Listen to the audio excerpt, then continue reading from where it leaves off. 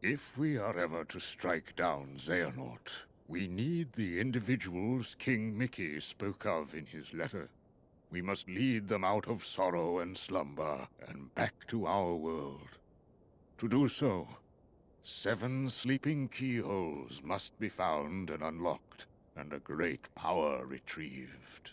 As you know, every world is walled off from the next, preventing travel between them. In the past, you could bridge these gaps because the walls were broken, or because you could open special lanes with your keyblades. But your new goals, the sleeping keyholes, are harder to reach. You'll recall in your first journey that you brought many worlds back from the darkness, but some never returned completely. They still sleep, cut off from all outside channels. Not even the Heartless can enter. But these sleeping worlds are said to have their own manner of darkness. They are called Dream Eaters. And there are 2 kinds. Nightmares, which devour happy dreams. And benevolent spirits, which consume the nightmares. The Dream Eaters will guide you, just as the Heartless once guided you to the keyhole you seek at the heart of each world.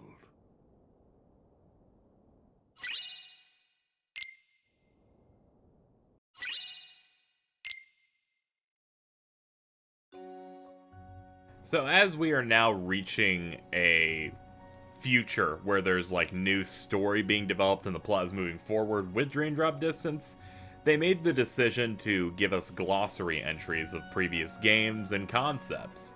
So as we play through the game, we'll get those flashback cutscenes, which are optional cutscenes you can watch. We'll watch all of them, of course. And they'll also give you summaries of full games, which we'll probably get at some point.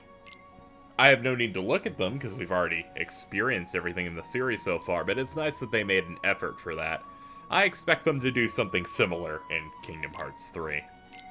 So, let's make our first spirit. Spirits are, of course, the good Dream Eaters. You make them through recipes or making them from scratch using whatever combination of items you wish. And this is your synthesis in this game. To create a spirit using a recipe, you have to collect the materials in advance. Starting from scratch may allow you to create spirits in unexpected ways. Once you've settled on what you want, you can add commands and they can give certain bonuses. And then the new spirit's part of the family. Be sure to give it a meaningful name and lots of tender, loving care. So, we're going to select the recipe for our first spirit, Meow Wow. If you use more materials than a recipe requires, you can create a spirit with a higher level or rank than usual. You can also sacrifice one of your commands to give the spirit a stat boost. Various types of bonuses are available. Why not choose a command now and power up your spirit? So, we can then up this and then make him a higher level. And this ups him to rank D and level 2. From here, we can then give it something like, if we give it Spark Dive, we get 1 defense. Give it a potion, it gets an extra little bit of HP. We'll do that. Create him. This is where a lot of your time sink is going to go into with this game. Training and making new spirits. Look at this cute little bastard. This is Meow Wow, the most well-known of these little shits. And we get to name them. Personally, I'm just gonna name it as is. I'm not gonna give them any like specific names because 1, I can't think of any, and 2, this isn't my stream, so I don't feel like shit posting super hard. Oh man, all of the good names have been exhausted in my 2 playthroughs of this game on a stream. Say hello to our new spirit. It'll help you in combat, give them lots of TLC to increase your affinity, and you'll be duly rewarded. So we can bond with them by touching them a little bit. Use training toys to play your spirits, and you can help them grow. Fighting alongside spirits or bonding with them will earn you LP, Link Points. LP can be spent on the Ability Link board to unlock new commands and abilities for you. So, let's pet it. Just hold the button, just kinda, oh, I have to hit X first to close in. And then they're telling us where help is. Get to it. Come on, guys. Go. You actually make me press the button. All right, come on, man. What are we, a Nintendo game? Let's rub him. He's like, yeah, me, oh, yeah, and that's basically what he's saying. Give him a rub. Yeah. Sometimes they get experience. The only annoying thing is that characters like Meow Wow, oh boy, they have really long canned animations for petting, which I'm not too keen on. However, there's more than just petting them to get what you want out of them. So receive some link points. Let's use them on the ability link menu. Let's head on over here. Check this out. On the ability link board, you begin at the starting point and spend link points to advance one space at a time. Unlock spaces to earn new deck commands and abilities for Sora and Riku. Use some link points now to unlock a new power. So we have 12 link points. We can just hit this. Pick up Link Critical. Special abilities can be learned and activated, which boost your stats or unlock new moves. Abilities are obtained from spirits. Most abilities you obtain can be activated at any time. Stat boosting abilities require that the spirits you obtain them from stay in your party. So, if your basic attack and a spirit's attack connect at the same time, both attacks will power up, send the opponent flying. Forming Link Critical, give your Link gauge a huge boost, that big pink meter. And doing that lets you use a special attack with them. So your goal, create spirits, bond with them, and then upgrade stuff through that menu. Do all that and you'll be in a nice place.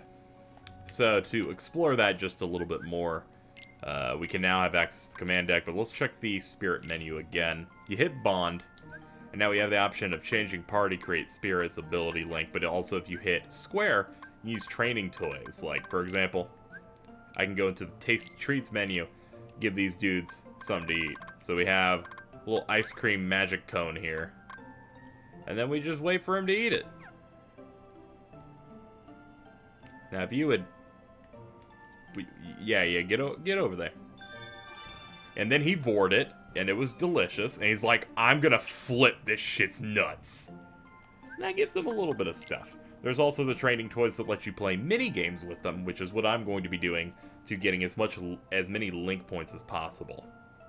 Now, there are certain abilities that you get in here that require you to have the spirit in your party, which, in my opinion, isn't very cool, because it makes you more focused on finding certain Dream Eaters and running a build with them, as opposed to getting a bunch of different Dream Eaters, training them, then cycling them out for something else.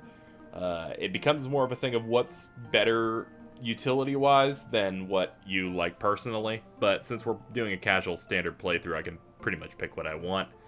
Here we have abilities like Item Boost, Poison Block, and not Leaf Bracer, but stuff like that. Magic Haste, Attack Haste, abilities like those are tied to that spirit, so you have to have them equipped to get their effect. However, stuff like this, stuff like Leaf Bracer, these abilities that have a red orb with a crest behind them, once you unlock them, you're good.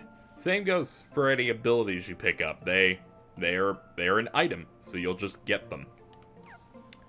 So keep that in mind as we go through here. That's how we continue to make ourselves better, linking ourselves to the party members we create. I'd say it's a bit more of a grind fest.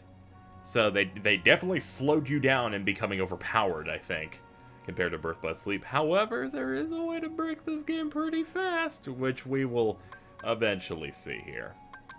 I'm going to keep this small, happy cat man. And we can just go ahead and continue. As you continue, you're going to want to link with your spirit as much as possible. So whenever you see their pink meter on the right, get full, and it says link on it, starts flashing, activate it. If you do it, you've successfully linked with them, and you need to link with them multiple times. When you're in their ability like link grid, they're like, you need to do this 4 or 5 more times before you can go this way. So make sure to engage with them as much as humanly possible. Let's try and nail some of these dudes. clear some of this crap out. Alright.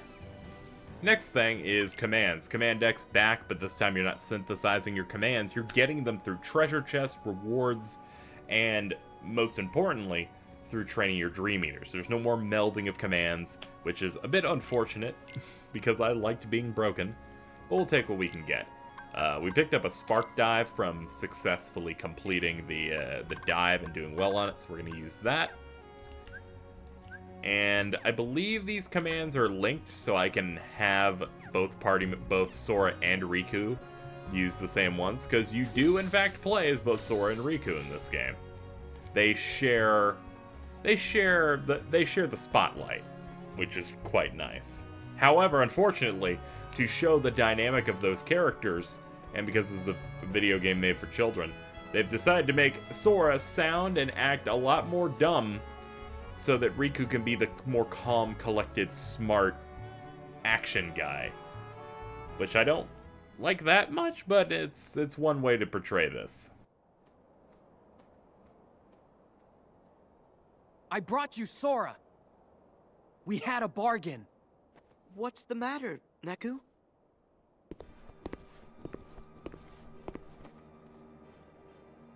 Oh, no way!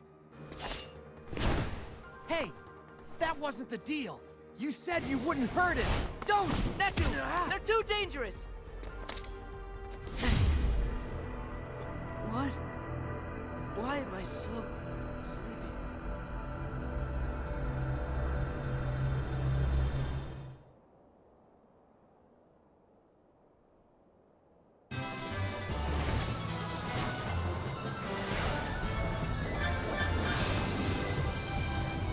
Alright, so now we have control of Riku, and we have to do his dive. As we dive and get him some new duds. I have to say, I quite like his short-haired look here. It's pretty good. He cut his hair, because cutting your hair in, I believe at least in Japanese culture, is meant to, like, be... It's supposed to set up, like, a major change. Like, your character is specifically, or the person in general, is making a change with their life, potentially for the better, a new start. And it makes sense because Riku spends that time of being the villain who constantly has to be in the background. He has to change. He becomes a hero by the end of his arc. So it makes sense. However, it looks horrendous on his Kingdom Hearts 2 model. He's too tall. So he has that baby short hair, and it just doesn't mix very well at all. Which, I have issues with, but hopefully in KH3, once he gets a brand spanking new outfit, it'll be a bit better. Here, looks great. Here, it looks fine. I got a B. I'm very upset. Am I in Traverse Town? My clothes have changed. Sora! Where are you?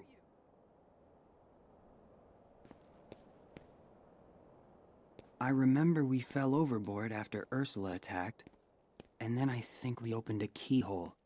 So, this must be one of the sleeping worlds. My Keyblade.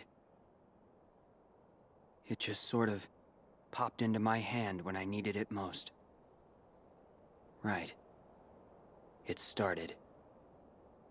Wow. Where's your portal? Huh? It takes something special to jump between grounds without one. Who are you? My name is Joshua. What do you mean, portal? Are we just skipping past the part where you tell me your name? Riku. Hello there, Riku. Portals are like gateways that link up our worlds. Apparently, the world you and I are standing in right now, well, there are two copies of it. It's been sort of split in half.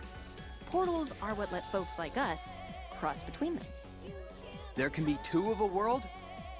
The world is as many things as people need it to be. The concept that we all live in the same world, that's just in our heads. Surely you knew. I'll tell you what, Riku. I've got a little errand for you. Sorry. I don't trust you.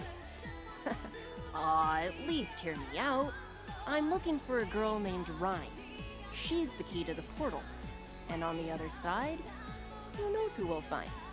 Maybe even your friend, Sora. You know Sora? Now I have your attention.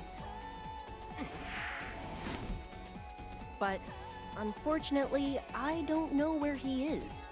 If he's not in this version of the world, I can only assume he has to be in the other one. Simple logic. Okay. You want to find Rhyme? You got it. Let's go.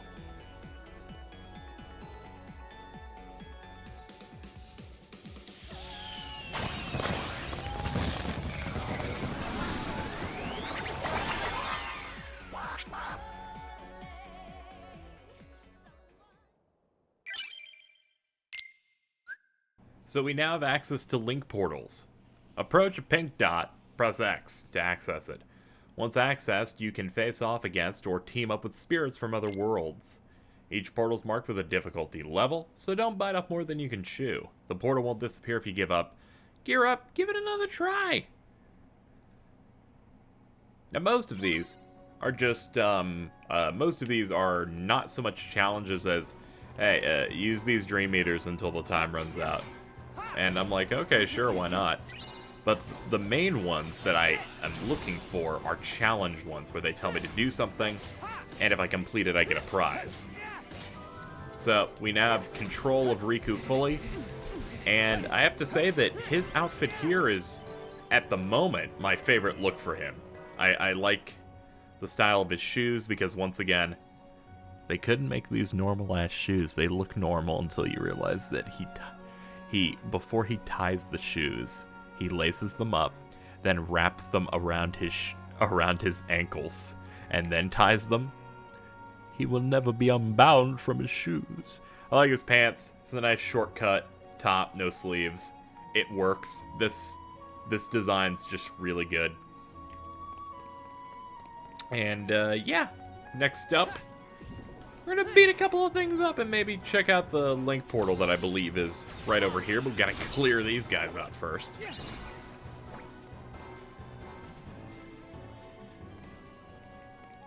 Now, where the hell is this thing? I remember one being here in District 3.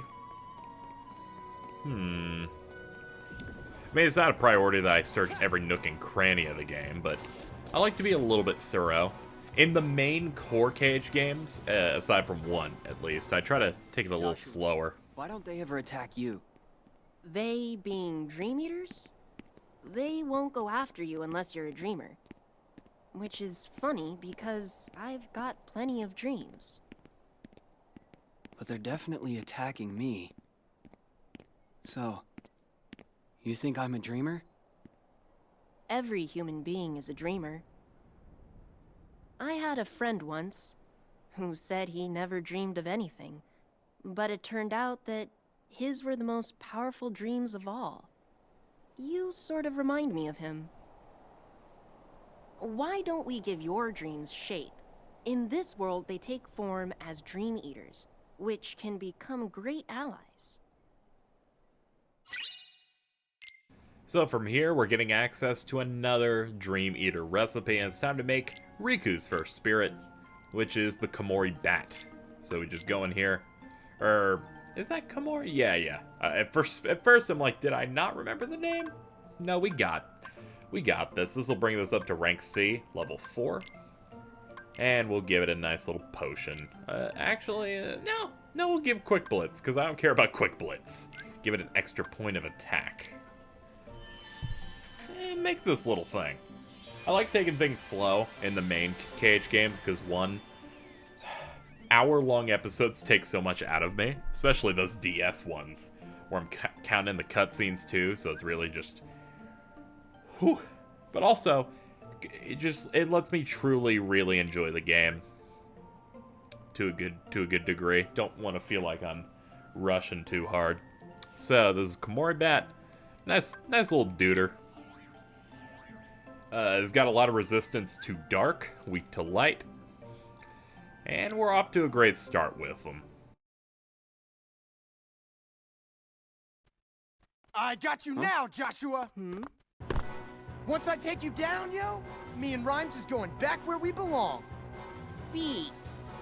How many times do we have to go over this? You've been tricked by that rogue in the black coat. What? Black coats? But that's... I'm telling you, you've made a friend of our enemy. Just can it, alright? Your inverse psychiatry ain't gonna work. Let's go, Dream Eaters! What? Ugh, man, not cool. Alright, so now linking with spirits as a tutorial. I already explained it, though, so we already got this down pat. We attack with our spirits, they gain link points, and then they can do cool shit. They can do different techniques, which if you have 2 spirits in your party that can link, they can combine to do something really cool. For Riku, these spirits augment his weapon playstyle, similar to command styles in Birth by Sleep. And Sora's, he like rides around and does weird shit with him because he's lame. Riku's more of a, like, give me your power. Sora's like, yo, let's fucking style on these dudes and do something weird.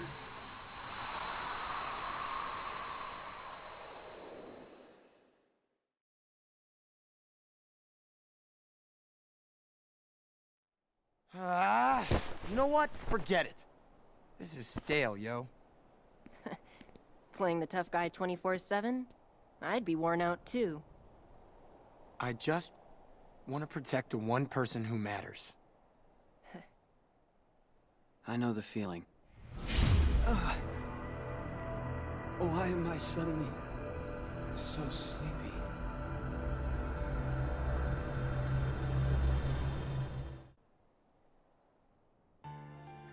Long ago, in the age of fairy tales, the world was filled with light, a gift many believed from an unseen power known as Kingdom Hearts.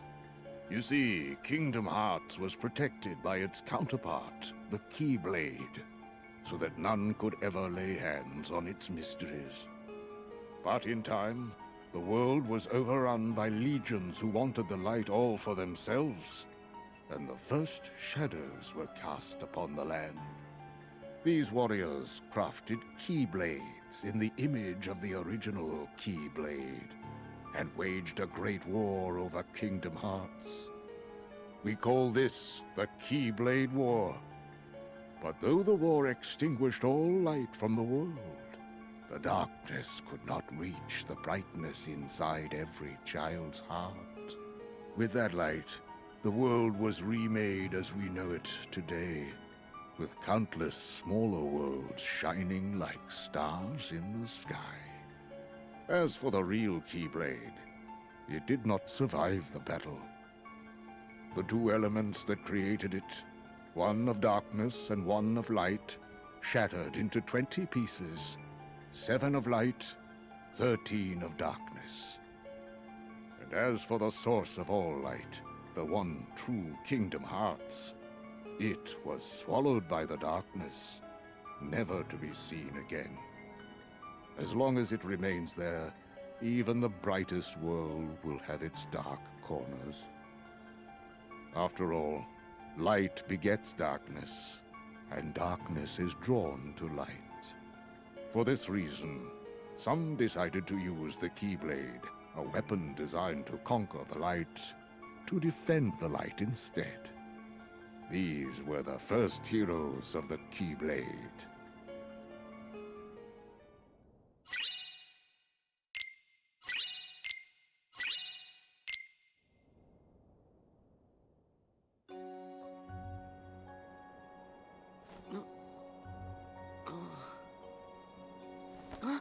Where is he?